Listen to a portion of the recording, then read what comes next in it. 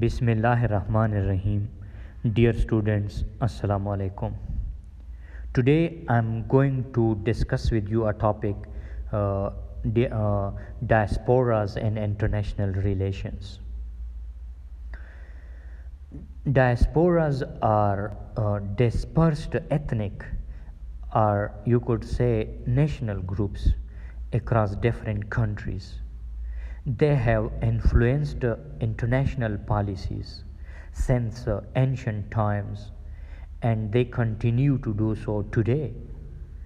Diasporas are non-state actors that interact with state actors, primarily their host state and the state they currently live in their homeland, their country of origin. They have a unique role in international relations because they find themselves in between two countries, sharing in two different cultures, having an emotional investment in two nations, and preserving social connections in two societies. As mobilized groups with a strong sense of identity, diasporas can play a role both in domestic and in international politics. As far as domestic politics is concerned, they may influence both the domestic politics of their homelands and the domestic politics of their host states regarding issues that are of interest to them. In the realm of international relations, they have the power to influence both national foreign policy decisions and the decisions of international organizations. Next is the diasporas and homelands. Diasporas are often in agreement with the policies of their country of origin regarding foreign policy issues facing the homeland, and they mobilize in support of such policies. An example of such is a cooperation between diaspora and the country of origin is the collaboration between Jewish Americans and the Israeli government regarding the security of Israel.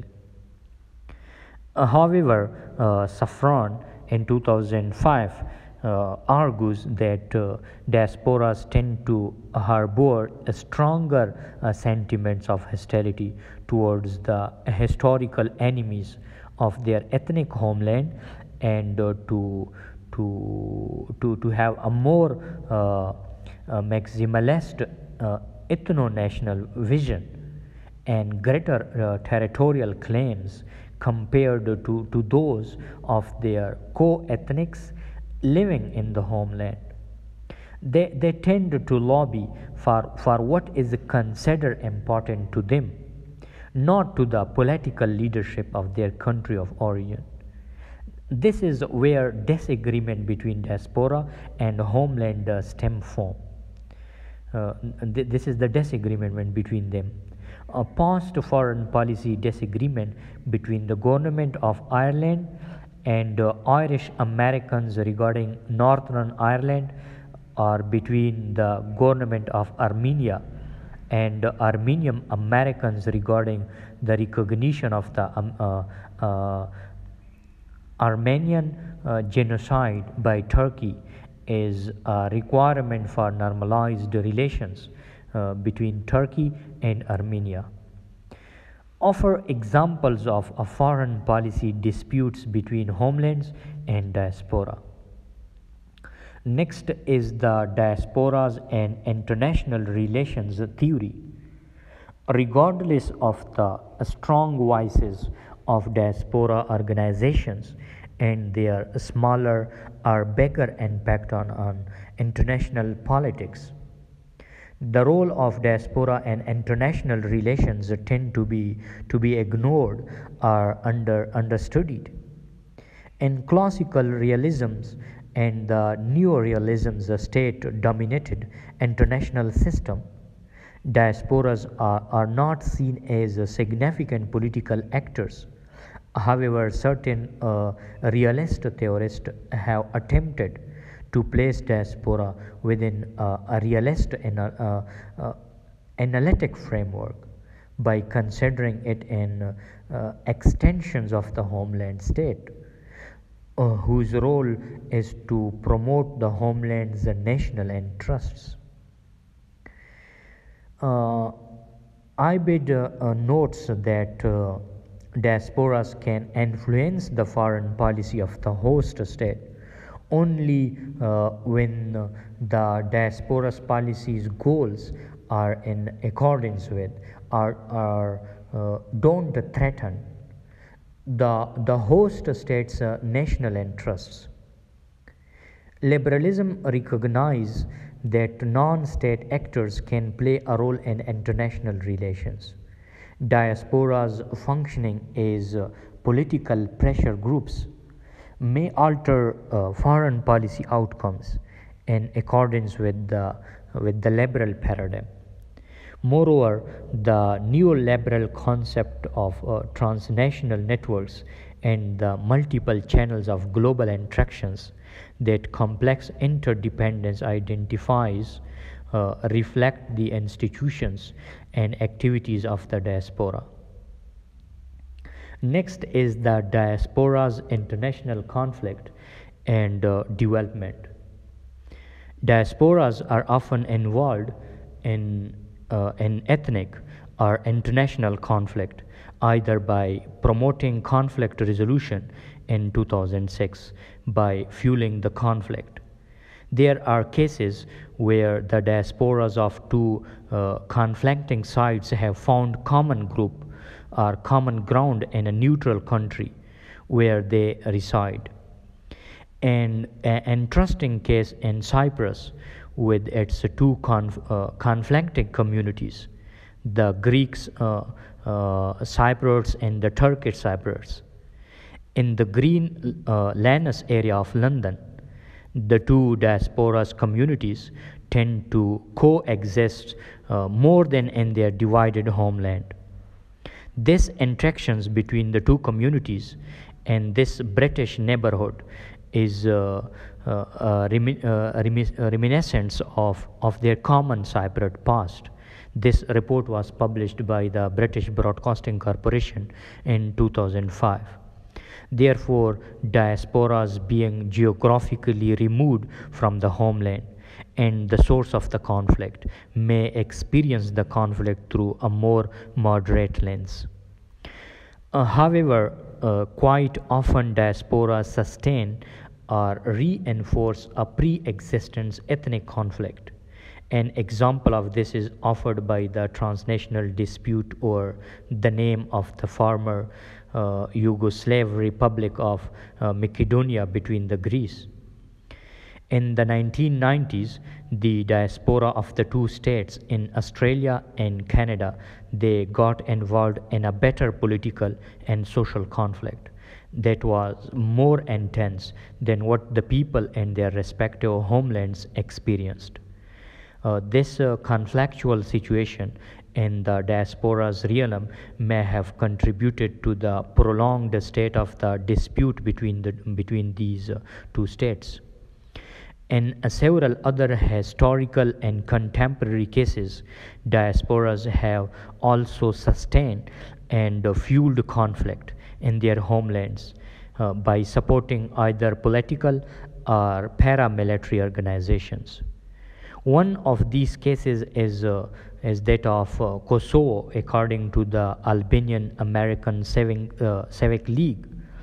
The main source of funding, lobbying, and recruitment of the UCK, which is the Kosovo Liberation Army, was the Albanian diaspora.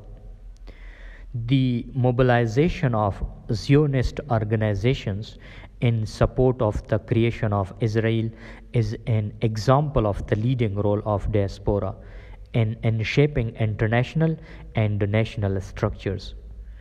After the establishment of the Israeli state, Jewish diaspora organizations and Palestinian diaspora organizations, they have supported their own sides of the conflict. However, different diaspora organizations may support different political actors in the homeland that share their own view on the conflict and which work either towards conflict resolution or towards adopting a more militant attitudes against the enemy. Despite past diaspora involvement in an ethnic conflict, international organizations they recognize the potential of diaspora to contribute to the conflict resolution and to social and economic development for their homeland. UNESCO has focused on the importance of diaspora networks, the diaspora's knowledge networks in particular, and their potential for contributions to peace and development in their native countries. Their varied set of skills, their experience, their connections, dual perspectives and commitments to the well-being of their homeland, they make them important actors in any plan for development or reconstructions. In 2009, UNDP report on the role that Somali diaspora can play in conflict resolution and development in Somalia. Two researchers, one name is the Sheikh and another name is the Heli, they suggested in 2009 particular actions and policies that aim at the positive involvement of the diaspora in the homeland's affairs. Scholars and practitioners suggest that diasporas could also play a stronger role in development and conflict resolution in Sri Lanka. In Sierra Leone, Liberia, and other American countries in the Horn of Africa and in the Greek Lakes region. However, or Julia is another researcher in 2008. She stresses that the diaspora's involvement in post-conflict reconstructions may actually reproduce inequalities and grievances that were the cause of the conflict rather than reduce them. In several cases of financial crisis, diasporas have mobilized both for the collections of funds and for supporting investment in their homelands. During the current Greek economic crisis, the Greek diaspora, primarily in the United States, has been involved in various activities that aim at the alleviation of human suffering caused by the crisis, at the development of the Greek economy through investment, and at the support of the entrepreneurship and at influencing the United States policy making regarding the Greek economic crisis and its handling by European and international institutions. And at the end, when you summarize the whole topic, diasporas are political and cultural bridges between two countries. They are de facto cultural ambassadors of their homeland in their host country and of their host country in their homeland. They have a powerful international voice, both as a special interest groups in national foreign policy making and as a transnational civil society networks. Moreover, their transnational interests and activities are centrally placed in our globalized and complex world. The past contributions of diaspora and international relations and the current potential of diasporas as an agents of positive change in international politics. It has to be more widely recognized and has to be reflected in future policies and international activities that aim at the promotion of international peace and development. I think it's enough for today. Thank you so much for watching my video lecture. Kindly subscribe my channel so that whenever I upload my next video lecture, you will get it easily. Thank you so much once again, and best of luck.